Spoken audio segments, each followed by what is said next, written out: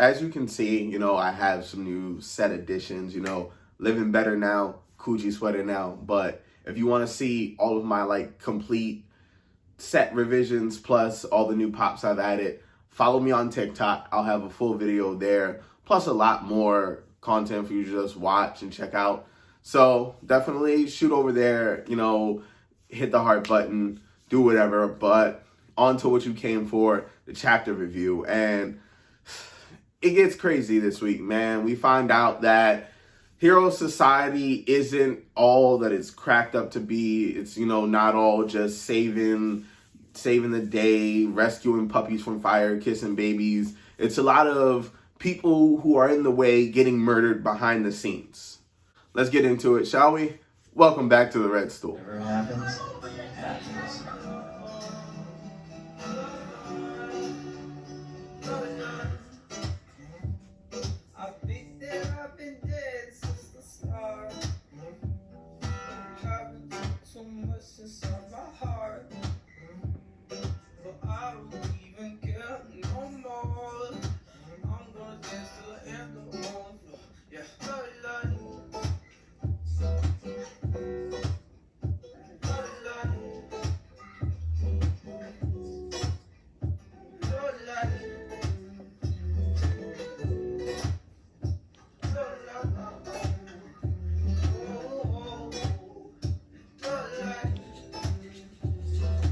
So, just starting the chapter, Deku, he's able to grab hold of Lady Nagant, and, he has he gets a little cocky. He's like, yeah, the best way to fight a sniper is up close, right? And I'm not surprised by it, but I'm pretty sure it's no one's surprise. She's not too fazed by this because she's literally been trained just as well, probably more than he has, and she shakes him off a little bit. And he realizes, okay, I just did a lot for her to kind of brush me off. She actually just retracts her sniper rifle pretty quickly, actually, hits him in the stomach with it, and then shoots at him again. So now he's not back to square one, but there's that distance in between them again. And of course, with her having airwalk, she's way more mobile now. So her getting to her preferred mid-range distance shouldn't be too hard at all. And, Deku, he's noting this. He's like, okay, the third, he was right. I wasn't ready to use his quirk subconsciously with all the other quirks to, kind of end this quickly. I guess he wanted to do similar to what he did to Muscular, where he kind of ended the fight pretty quickly with one punch. But, Lady Nagant, she's too skilled for that. She's not just going to go for, one and done. She can probably take a hit or two, even though he hasn't landed one yet. He hasn't really done any damage to her. Now, she's done minor damage to him with the bullets, but, so right now, fight-wise, it's not looking too good for Deku, but we know he's not going to quit, not want to give up, and so he comes back up with a quick plan. He's darting around the building, he's trying to get in and out of her range, but, of course, while he's doing all of this, he has to throw in a little bit of talk no jutsu and try to figure out, hey, you used to be a hero. Why are you being a villain now? It's not right. How horrible All For One is and everything that he's done and what he's capable of doing. Why would you even support this? And this is where I didn't expect the chapter to take this turn. I expected it to be just some crazy all-out fight chapter. And it's actually not. Lady Nagant goes on to say, listen, you don't understand what Hero Society is at its core and the things that are happening in the background in order to hold it up. And we find out when she worked for the safety committee, she was more than just some hero who specialized in taking down high-class villains.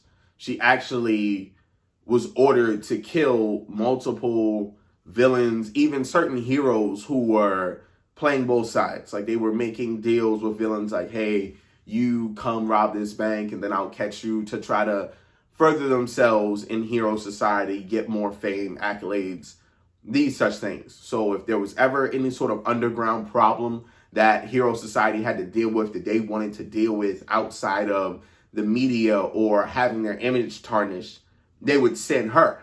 And, we find out that it's just countless dead people that she's left in her wake.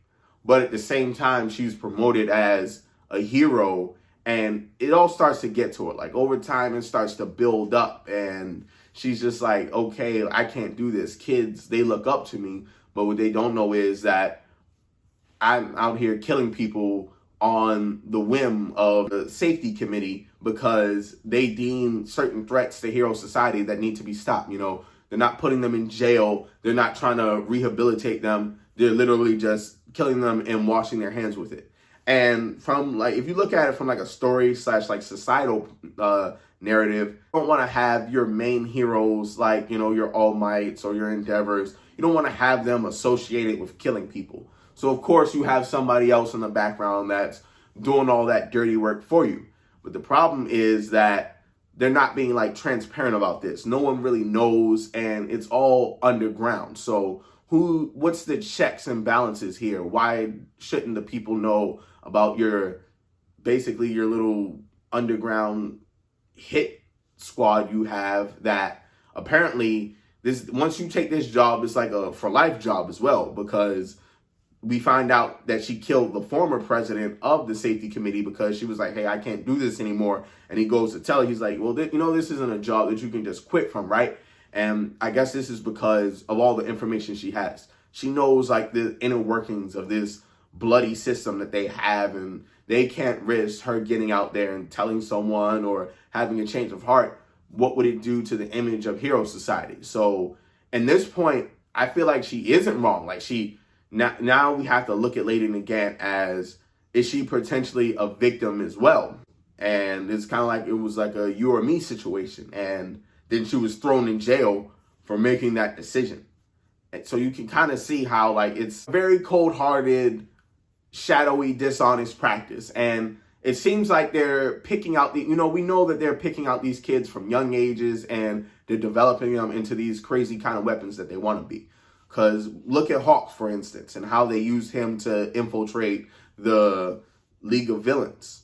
And what he went through as a kid, how they say, we see potential in you. But he didn't just go to some regular hero high school. The safety committee took him in. So there has to be more heroes that they've basically probably raised and trained and turned into weapons to be used in their little secret projects that are out there. And honestly, like that seems like they're more so victims than anything and forced to victimize others at the whim of the safety committee. And this is more than likely why after the raid, the safety committee closed down, just because not only because, of course, when they partnered with Durant and all the messiness that would, bring about, like, oh, hey, you are partnering with this company and the president of it is the leader of the underground superhero liberation front. So, but besides that, I guess they don't want anybody looking deeper into what they're doing, because if you just look over at the surface, you're like, okay, it's just a safety committee. They want to regulate rules and whatnot. But once somebody starts to dig, like, hey, what are you guys really up to? Then all of this would probably start to come out, and then it would absolutely damage society. Like if you went out into and told them, all right, now, hey, they have these secret heroes that go about killing people, and that's just how it is. Everyone would go into a panic, because then it's like, okay, so what are we not allowed to do certain things? I thought I had like the right to due process, and it would just society would start to collapse. And this brings up my point of how Hero Society is kind of broken. I'm not gonna say in all aspects, but in its like major points, it's broken. They have too many issues, and I feel like all of this is for the better. That information getting out and getting leaked and the public knowing about what the safety committee has done and everything, like with Endeavor's secrets being exposed, plus all the fake heroes quitting and like, you know what, I can't be a hero right now. It's too much crazy stuff going on. I'm retiring. With all that happening, it's all for the best, because Hero Society, the way they knew Hero Society, it couldn't go forward and be any better. All that had to be destroyed, and now that all of it's gone, they have the chance to build something better. Granted, that's if they win this whole war with Shigaraki and All For One, but I'll get to that in a second. But in order for Hero Society to, come out of the dark ages, so to speak, and actually be a pillar to society and everything that they are claiming to be, All of that needs to be abolished, and they need to move forward. There doesn't need to be a safety committee that's running an underground hit squad anymore. There needs to be no more like quirk marriages. That needs to be banned. Also, yeah, heroes. I feel like, if they went back to the vigilante days, then things would be better where, okay, you have to qualify for a vigilante license and whatever, but it's not like you're getting paid or like you have all these crazy sponsorships. They need to take that fame away, because the fame is going to bring out the dark sides of people, and you're going to have fake heroes that just want to be famous and do the job and not really protect society. So if they could get all that out the way, then Hero Society could actually be great. But until then, as you can see, this is what we have. And, of course, Deku's like, well, you'd rather like to live under All For One. Granted, we know in everything he's done, Hero Society isn't perfect, but you would prefer that. And her response to him is pretty simple. She's like, hey, it would be a lot more transparent. We all know that, he kind of really doesn't have any cares for people or, their situation. He kind of just uses everyone as a tool. And it's like a dark mirror to what Hero Society's doing. They're using people as, okay, we'll put you on a pedestal as our hero for everybody to look up to. Okay, we'll put you over here to kill anybody that gets in our way. We'll put you over here to cover it up. Because there has to be more to this as well. So it's kind of like they're both just mirror opposites to the degree. We just have All For One, who's an outright villain and an outright bad guy. But also we have Hero Society, who's dabbling in this, as Deku said, like this gray area in between right and wrong, which if you're supposed to be a hero and the leaders in Hero Society, you should never really muddle around in that gray area.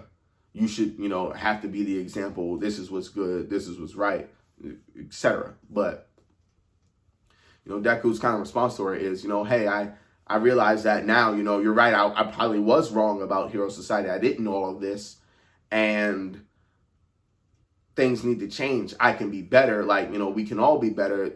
The system shouldn't be like this. So I wouldn't be surprised if like Deku was like a part of the truth actually getting out. Like he reveals the truth about the safety committee and things like that.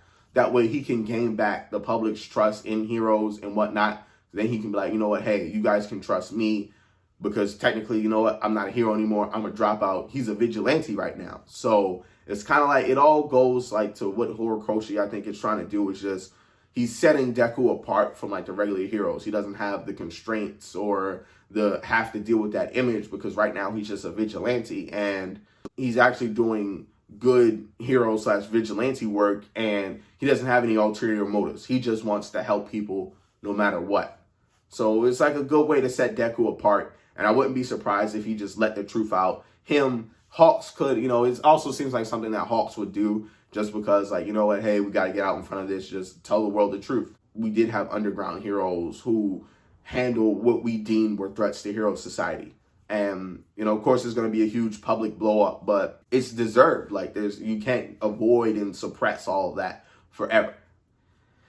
And, this kind of leads me to think that the heroes, they have more control over the media. Well, certain ones have more control over the media than they've led to portray in the series. And so, of course, they probably couldn't silence the media on the Endeavor issue, but certain things, if they don't want to talk about, they can either feed lies or say, hey, move on from that. I wouldn't be surprised if they had direct ties to the media. But back to the fight, Deku, he's kind of picking up on Lady Nagant's strategy. He's like, okay, from where you're shooting at me, I can tell where you are. And since I'm faster than you, I can kind of, I can predict your movements and then get to wherever you're at to stop you immediately. And of course, he's using Danger Sense, Black Whip, and just, zipping through the air. And it looks like, okay, he might be able to land that finishing blow that he was looking for in the beginning of the chapter when he grabbed her. But, of course, Lady Nagant, she's quite seasoned, the best at what she does. And she's like, okay, I just need to throw. All right, you're catching on pretty quick.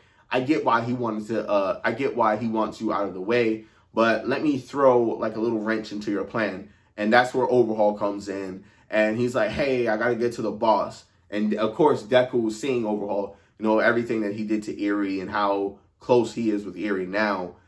Of course, all those emotions are going to come back. And he sees Overhaul and he reacts immediately. He's like, Overhaul? And he's looking at him. So now things are about to get interesting because I'm wondering, like, is he there just to like make Deku like look over really quick and then get shot? Or like, is he actually going to be of some help? Like, will he be able to use his quirk without his arms? Is there some way of giving him his arms back? Because if not, I can't see him being anything more than like a 5-second distraction or like a opening up that can of worms of emotions that Deku has towards him. Because I feel like that's the only person that he's avidly hated throughout the series. Like every other villain, I think to some degree, he somewhat sympathized with, or like at least like mildly respected, or said, you know what, hey, I can understand this isn't your fault, or this is how you can be better. But when it came to Overhaul, it seemed like he had nothing but disdain. So if he's just there to trigger an emotional reaction from Deku to get him to get a little sloppy, then, you know, that's more so what I'm expecting next chapter, because I still don't see how he would use his quirk without his hands. And, you know, who knows? Maybe we'll see Deku, maybe next chapter. I know I was expecting it this chapter, but maybe next chapter we'll actually get more of a description on what the third's quirk is and how it works. Of course, as always, definitely let me know what you think. Tell me how you're feeling about the new additions to my set. You know, I'll see you guys in the comments. Peace.